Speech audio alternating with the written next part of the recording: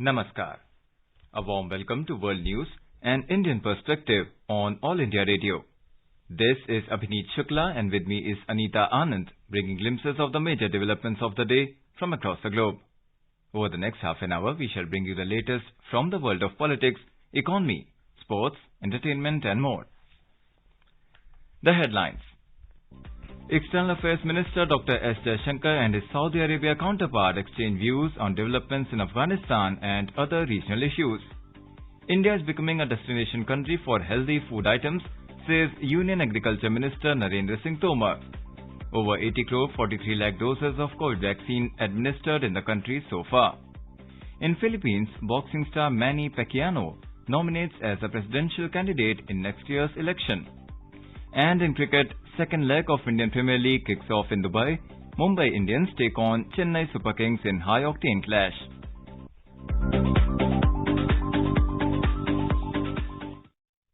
As the nationwide free COVID-19 vaccination campaign at government facilities for those above 18 years is underway, we advise our young listeners to get vaccinated and help others get vaccinated. We also advise our listeners not to lower their guard as COVID-19 remains a threat to our health. Please stay at home unless it is essential to go out and continue to follow these three simple steps. Wear a face mask, maintain 2 gaz ki doori for social distancing, and focus on hand and face hygiene. For any COVID-related information and guidance, contact the national helpline numbers 011-2397-8046 and 1075. And now the news in detail. External Affairs Minister Dr. S. Jaishankar met the visiting Foreign Minister of Saudi Arabia, Faisal bin Farhan Al Saud, today at Hyderabad House in New Delhi. This is the first ministerial visit from Saudi Arabia to India since the outbreak of the COVID pandemic. Both ministers discussed all issues related to their bilateral relationship and regional and international issues of mutual interest. The two ministers reviewed the implementation of the Strategic Partnership Council Agreement signed between the two sides during the visit of Prime Minister Narendra Modi to Saudi Arabia in October 2019. They expressed satisfaction at the meetings held under the agreement and progress achieved. Both sides discussed further steps to strengthen their partnership in trade, investment, energy, defense, security, culture, consular issues, healthcare and human resources. Both ministers exchanged views on the developments in Afghanistan and other regional issues. Agriculture and Farmers Welfare Minister Narendra Singh Tomar said that government has emphasized on reintroducing traditional food items including millet, other nutritious cereals, fruits and vegetables, fish, dairy and organic products in the diet of the people. He said their production has been phenomenal in India in recent years and India is becoming a destination country for healthy food items. He was speaking at the second day's session of the G20 Agriculture Ministers meeting. The theme of this session was working together to achieve the Zero Hunger Goal, successful projects implemented by the Ministries of Agriculture. In his virtual address, Mr. Tomar said that keeping in mind the importance of nutri-cereals, the United Nations has accepted the proposal of the government and declared the year 2023 as International Year of Millets. He appealed to the nations to support the celebration of Millet Year to promote nutrition and sustainable agriculture. France has accused Australia and the US over the new security pact. In an interview with French media, Foreign Minister of France, Jean-Yves Le Drian, has accused the countries of duplicity, a major breach of trust and contempt. Earlier, trilateral security agreement was announced by the United States, Australia and the United Kingdom on Thursday. The Australia-UK-US agreement known as AUKUS has left France enraged, which has called it a stab in the back. Indian Prime Minister Narendra Modi has called upon citizens to take part in the auction of gifts and mementos given to him. In a tweet, he said that the proceeds will go to the Namami Gange initiative. Mr. Modi said he has received several gifts and mementos which are being auctioned. Prime Minister said this includes the special mementos given by Indian Olympic heroes. The jail sentence for the former Prime Minister of Bangladesh, Begum Khalida Zia, in 2 corruption cases has been suspended for 6 more months. This is the 4th time that the government has suspended her jail sentence in the Zia Orphanage and Trust and Zia Charitable Trust graft cases, said the Home Minister Asaduzzaman Khan in Dhaka on Sunday. The suspension of the jail sentence has been given conditionally. Begum Khalida Zia will have to seek treatment in the country as the bail condition does not allow her to go abroad for treatment. After the outbreak of COVID-19 pandemic, the government of Bangladesh released Begum Khalida Zia by conditionally suspending her jail sentence for 6 months on March the 25th last year. It was again extended in August last year and March this year. In Afghanistan, the fate of its embassies are unclear and some have even broken contact with the Taliban's Islamic Emirate government after the fall of the Republic of Afghanistan on the 15th of August. Quoting former official of the Ministry of Foreign Affairs MOFA, an Afghan news agency said, some of Afghanistan embassies are acting independently and the nature of their revenue remains unknown. The official added that one embassy is yet to deposit its money in a bank and 4 others have refused to answer questions about their activities. He also disclosed that 80% of the ministry staffers had left Afghanistan after the Taliban's takeover. The official said that the political departments of MOFA were responsible for maintaining relations with embassies of other countries, but currently there are fewer officers in the departments. The Afghan news agency reported at the moment most of Afghanistan's embassies have cut off contacts with the Kabul administration and the host countries. UNESCO Director General Audrey Azoulay has expressed deep concern over the announcement made in Afghanistan to gradually reopen secondary schools for boys and their male teachers only, leaving girls and women behind. UNESCO said such a move will be violation of the fundamental right to education for girls and women. UNESCO has called on those responsible for this announcement to clarify the situation and reopen schools for all Afghan students, boys and girls alike. In today's Hotspot section, we bring you a discussion on Prime Minister Narendra Modi's vision to India's foreign policy. In conversation are Ashok Sajanhar, former diplomat, and Simran Sodhi, journalist. We have seen that the Prime Minister has been very active on the global stage, and India's relationship with many major countries around the world has changed under the Prime Minister's leadership. If we look at the United States, China, we see a change in India's stance on global forums. India has been more aggressive in its bid to counter China's growing influence in Asia, and the Prime Minister has also taken a more aggressive stance towards Pakistan's alleged terrorism backing. And he has also increased engagement with partners in East and Southeast Asia, and also forged stronger alliances with many countries in the Middle East. Ambassador Sajanhar, when we see all these changes that have happened under Prime Minister Modi's leadership, how do you assess the change in the foreign policy under the PM today? I assess this change very positively.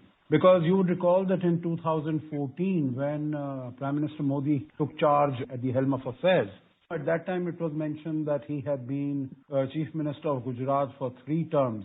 So while his command over domestic politics, development, etc. might have been excellent, but foreign policy was an area where he had not had much exposure. So that might possibly be one of the weaker suites of his administration. But I think he has surprised most, if not everyone, by conducting his policy with great boldness, confidence, courage, and in a proactive manner. And if we were to look around, we would see that over the last 7 years, the foreign policy has been conducted with a sure hand, and that we have been able to promote our interests in all major segments and with all major partners and countries. And we have been able to preserve and safeguard our interests with our adversaries or those who have been hostile to India's rise, like Pakistan, like China. So I think it has been handled extremely deftly. And today we see India has emerged at a position where India's voice is listened to with great respect, and its influence around the world has also increased very significantly. Ambassador Sajanhar, if we were to talk specifically of India's now relationship with, for example, Pakistan, We have seen that unlike his predecessors, Prime Minister Modi has chosen to be much more assertive when it comes to matters of national security. And one of the examples that is pointed out is India's surgical strike against the suspected militant hideouts in Pakistan. And the Prime Minister has also reached out to Pakistan and made it clear that while India would be willing to talk on the militancy issue, but only if Pakistan withdrew its alleged support to terrorists. Do you feel that this assertiveness, this strength that the Prime Minister has shown in dealing with Pakistan, which India has long on many forums said that it sponsors cross-border terrorism, do you feel that this has lent a strength to India, and especially in view of what we see unfolding in Afghanistan today and the Pakistan hand in the failing security situation in Afghanistan today? Oh, yes, absolutely. Because if you look at what happened after 26/11, although we had foolproof, incontrovertible evidence, we had even arrested Ajmal Kasab. So we put our forces on alert, in readiness, but we were not able to do anything about it. We were not able to send out a very strong punishing message as far as Pakistan is concerned. But this changed dramatically when in 2016 we had attacks on Uri, and after that we launched the surgical strikes on Pakistan. So the message went out very clearly, straight to Pakistan, that any such activity will not be taken in its stride and will be responded, and a huge punishment will be delivered to it. Similarly, when we had the Pulwama attack in which 44 of our CRPF Jawans were killed, we immediately launched the Balakot strike on Pakistan's terrorist training camps. And so we see that after that, we have not really seen any attack from Pakistan on India, and terrorist activities have also been much more muted. In fact, one of the arguments that Pakistan had been making was that it also was a nuclear weapon state. So if India tried to do anything, then they would not hesitate in employing their nuclear weapons. But I think India's actions, both post-Uri and post-Pulwama, have put paid to this muscle flexing, and the message has been sent out clearly to Pakistan that it cannot flaunt its nuclear muscle. There will be very serious consequences if it tried to do anything foolhardy or adventurous. And the world has also stood with India when it has launched these strikes against Pakistan. Ambassador Sarjanhar, we also see that the Prime Minister has transformed India's Look East policy into a much more aggressive policy, what we call the Act East policy today. And this aims to connect India to East Asia through better infrastructure, trade, regional institutions. And some analysts have even said that this Act East policy is the Prime Minister's biggest foreign policy achievement. And unlike other diplomatic efforts, this policy gives an equal importance to economic relations and security interests. Do you feel that the way our Act East policy has grown over the last few years under the PM is also helping India now establish a stronger role in the region? Yes, absolutely. I think this has been one of the significance, although in my own perspective, I will not call it the most important element of Prime Minister's foreign policy, but this is also a very huge success story. In my view, I think the total metamorphosis and transformation of our relations with the United States and also with West Asia, with the Gulf states, I think they would rank equal, if not greater, than what we have been able to achieve as far as Southeast Asia is concerned. The Look East policy was really restricted, focused on the economic element, on the economic content of the partnership, and also limited really only to the 10 ASEAN member countries.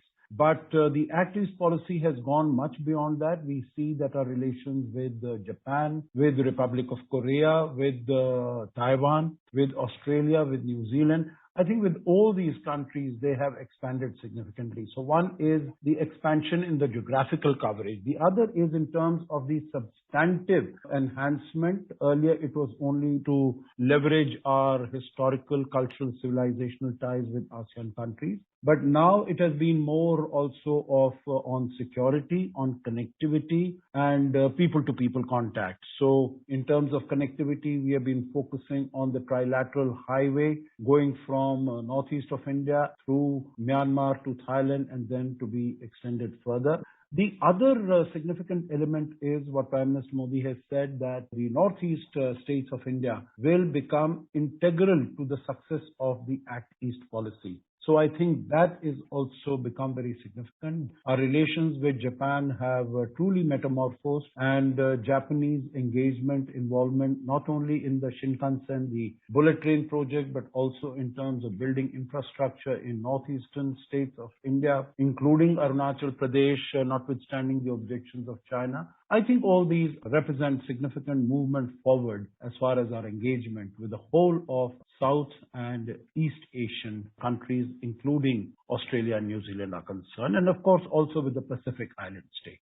Ambassador Sajjanhar, we also see that one of the relationships that has received a huge priority under the Prime Minister has been the India-US relationship. And we have seen the Prime Minister interacting with different presidents in the White House. It was Barack Obama and then Donald Trump, and now we have Joseph Biden, and the Prime Minister will be traveling to Washington next week. How do you see this relationship, the India-US bilateral tie, which has grown in strength, especially when we look at security matters, for example, the Quad, and in matters of defense cooperation? How significantly has this bilateral relationship grown under the PM's leadership? Our increased relation, our very strong, deepening and expanding partnership with the United States is, in my view, the crowning achievement and the crowning glory as far as India's foreign policy matrix is concerned going forward. On the strategic and security aspects, Prime Minister Modi has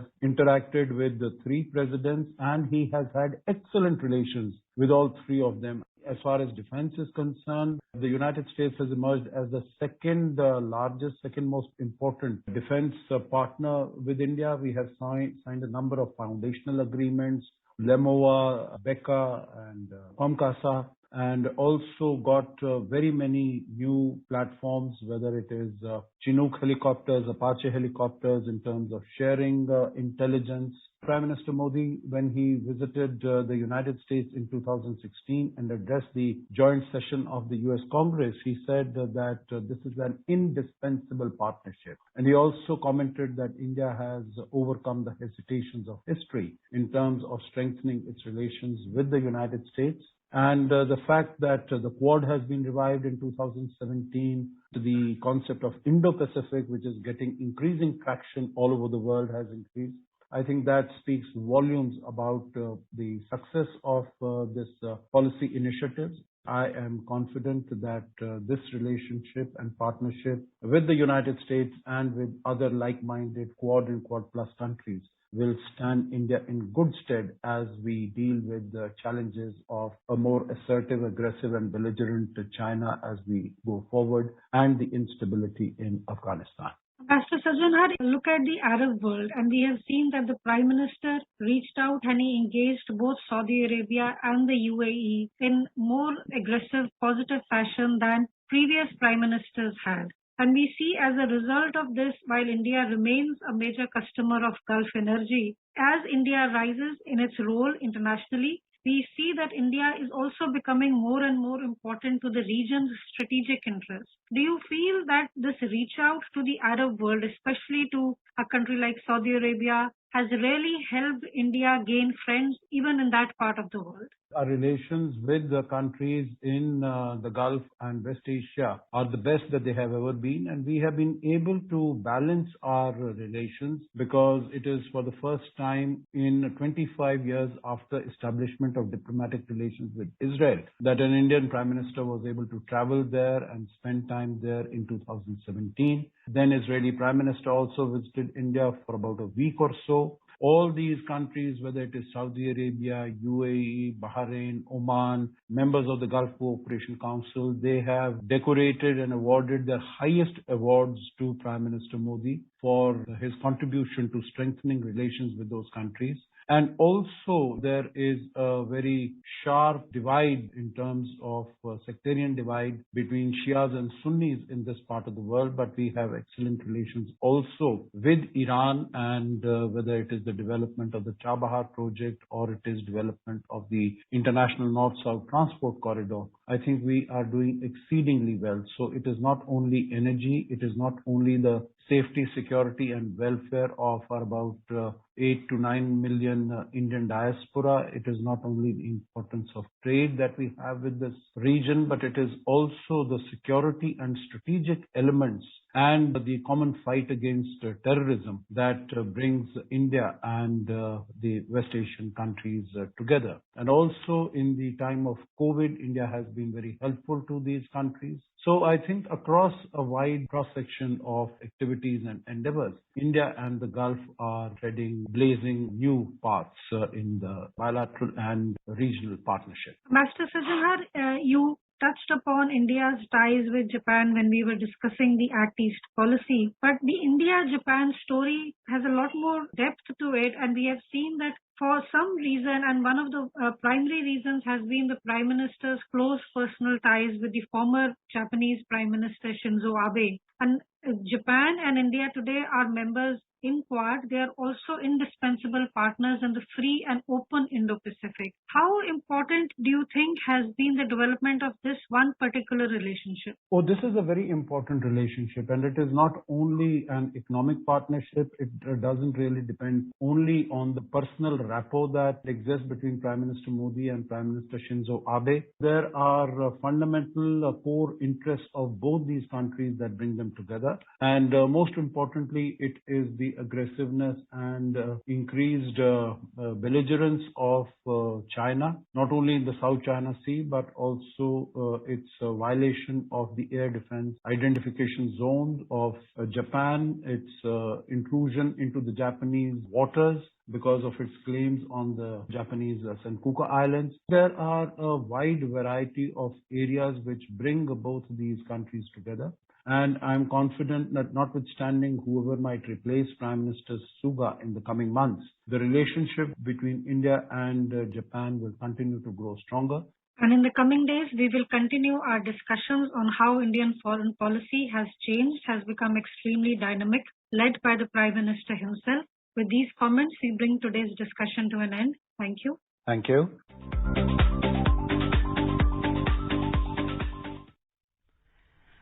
This is All India Radio giving you the world news. For quick news updates around the clock, follow us on Twitter handle at AIR News Alerts.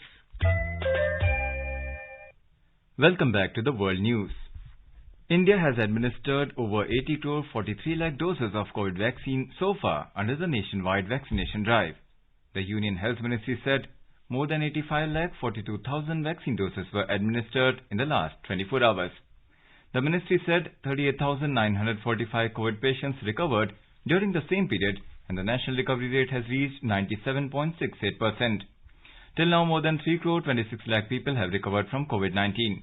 The country reported 30,773 new cases in the last 24 hours. External Affairs Minister Dr. S. Jaishankar held discussions with visiting Serbian Foreign Minister Nikola Selakovic in New Delhi today. Dr. Jaishankar said in a tweet that they reaffirmed strong political bonds and independent stance in global politics. They also agreed to take forward long-standing cooperation, especially on the economic side. Russians voted on Sunday in the final stretch of a three-day parliamentary elections across the country's 11 time zones on the third and final day of voting to elect the 450 members of the country's lower chamber of parliament, the State Duma. Nationwide voter turnout currently stands at 40.5%. In Moscow, more than 2 million people voted online, or 93.4% of voters who registered to vote online, setting a new record. Independent election monitor Golo said it continues to see massive violations of rights of observers, members of commissions and candidates for a third day in a row. Golos listed nearly 4,000 instances of possible electoral fraud across the country so far. Initial results from the Far East regions of Khabarovsk and Sakhalin, where polls have closed, show the Communist Party outpacing United Russia. On the second day of elections yesterday, over 30% turnout was recorded. In Philippines, boxing star Manny Pacquiao has been nominated as a candidate for president in next year's elections. He was nominated by a faction of the ruling party, PDP Laban. Mr. Pacquiao is a senator in the Philippines parliament. As a boxer, Mr. Pacquiao won world titles in an unprecedented 8 different weight divisions. He lost his most recent bout against a Cuban opponent and said he was considering retiring. Mr. Pacquiao has pledged to campaign against poverty and corruption. He is a popular figure in his home country but faces an uphill battle, trailing in opinion polls consistently. It is clear which of the PDP-Laban factions will be recognized by the country's Electoral Commission for the 2022 elections. Registration of unorganized workers has picked pace across the country, and more than 1 crore people have registered on the eShram portal. As of today, over 1,312,000 workers have registered in the portal. Of these, around 43% of the beneficiaries are female and 57% are male. As per the latest data, Bihar, Odisha, Uttar Pradesh and West Bengal are at the forefront of this initiative with the highest number of registrations. The largest number of workers registered are from agriculture and construction, given the sheer volume of these two sectors in employment generation in India. Foreign investors have pumped in over 16,000 crore rupees into the Indian capital market so far in September. According to the depository's data, foreign portfolio investors or FPIs invested 11,287 crore rupees into equities and 5,018 crore rupees in the debt segment. This resulted into a net investment of 16,305 crore rupees in the Indian capital markets between the September 1st and September 17th period. Foreign investors had pumped in 16,459 crore rupees last month. And in cricket, the much-awaited second leg of Indian Premier League IPL 2021 kicked off this evening with a high-octane clash between Mumbai Indians and Chennai Super Kings at Dubai International Stadium. Chasing the target of 157 runs, Mumbai were 104 for 6 in 16 overs against Chennai when the reports last came in. Earlier, after winning the toss, Chennai posted 156 runs for 6 wickets in the stipulated 20 overs, riding on Riturajit Gaikwad's unbeaten 88 of 58 and Ravindra Jadeja's 26 of 33 and Dwayne Brower's 23 of 8 balls. And now let's take a look at the major developments around the world as reported in the foreign press. The Guardian says Australia could initially lease submarines from UK or US, but nuclear weapons remain off limits. Washington Post writes, COVID hospital bills arrive as insurers restore co-pays and deductibles. The Globe and Mail reports Hong Kong voters to choose new election committee under pro-Beijing laws. Financial Times says the nuclear technology behind Australia's AUKUS submarine deal. Financial Times says energy prices will push up inflation across Europe. Economists warn. South China Morning Post reports 10 dead, 5 missing in China as overloaded river ferry carrying students capsizes in bad weather. A quick look at the headlines once again. External Affairs Minister Dr. S. Jaishankar and his Saudi Arabia counterpart exchanged views on developments in Afghanistan and other regional issues. India is becoming a destination country for healthy food items, says Union Agriculture Minister Narendra Singh Tomar. Over 80 crore 43 lakh doses of COVID vaccine administered in the country so far. In Philippines, boxing star Manny Pacquiao nominates as a presidential candidate in next year's election. And in cricket, second leg of Indian Premier League kicks off in Dubai. Mumbai Indians take on Chennai Super Kings in high-octane clash.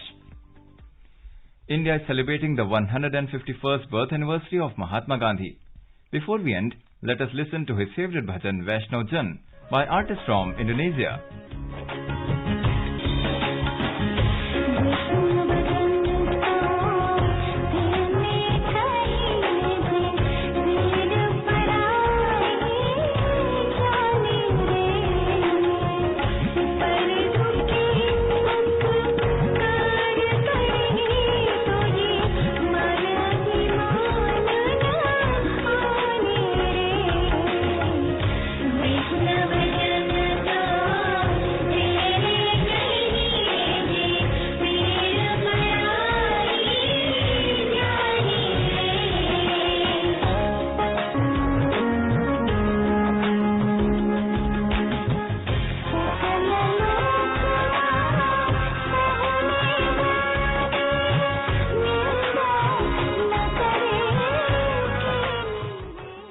with that, we end this bulletin. We will be back at the same time tomorrow with the next edition of World News.